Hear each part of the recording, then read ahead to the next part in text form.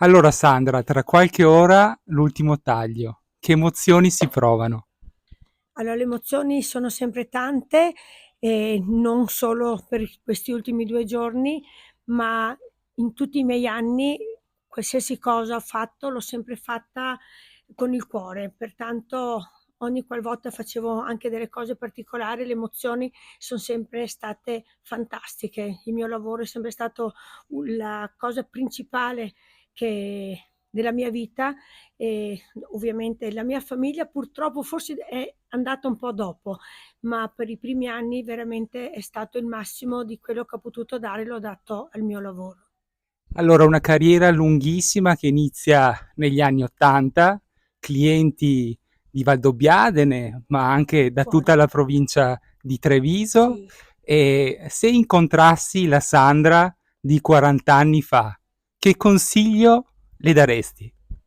Allora, non gli darei nessun consiglio perché tutto quello che ho fatto l'ho sempre fatto con il cuore, l'ho sempre fatto perché mi è piaciuto e tutte le esperienze che ho avuto, perché ne ho avute parecchie, ho fatto concorsi, ho fatto sfilate, sono andata a Sanremo, ho lavorato all'estero con l'azienda, per cui ho fatto veramente tanto, ho insegnato per la Schwarzkopf a Firenze, per cui ho fatto veramente tante cose. Se torno indietro rifarei esattamente tutto quello che ho fatto. Ecco, quindi ci sono state anche delle parentesi importanti che non tutti conoscono. Un concorso come Sanremo che al tempo era il palcoscenico d'Italia. Ecco, questo che cosa lascia a livello di bagaglio professionale? Quanto è tornato utile nel corso della carriera? Allora, magari l'utilità no, però, il fatto di essere andata anche adesso che ho pubblicato fuori, messo le foto fuori in negozio, ovviamente mi chiedono, anche perché era nel lontano 89, per cui è veramente tanto. Io ho conservato tutte le foto, le gigantografie che ho qui in negozio sono esattamente di quel periodo. Quindi una professionalità riconosciuta a livello nazionale, potremmo dire. Questa è una cosa grande, anche no, però comunque sono contenta di tutte queste esperienze che ho fatto, è stato un bel bagaglio che penso che adesso le ragazze al giorno d'oggi non hanno proprio la possibilità di farlo.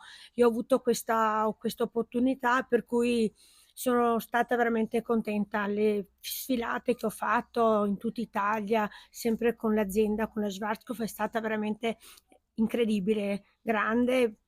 Mi sembrava veramente di essere una grande stilista, per cui grande, bello.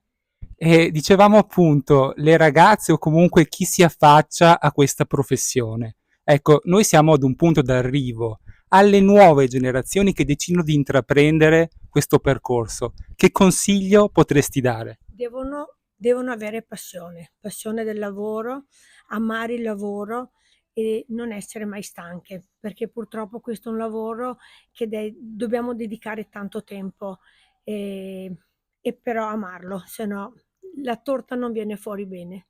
Ecco, un saluto finale a tutti i clienti e a tutte le personalità che ti hanno accompagnata nel corso di questa brillante carriera.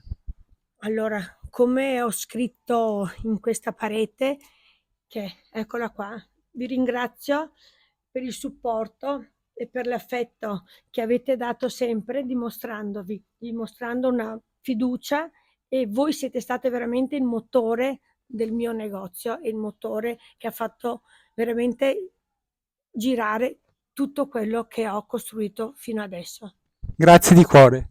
Grazie a voi tutti.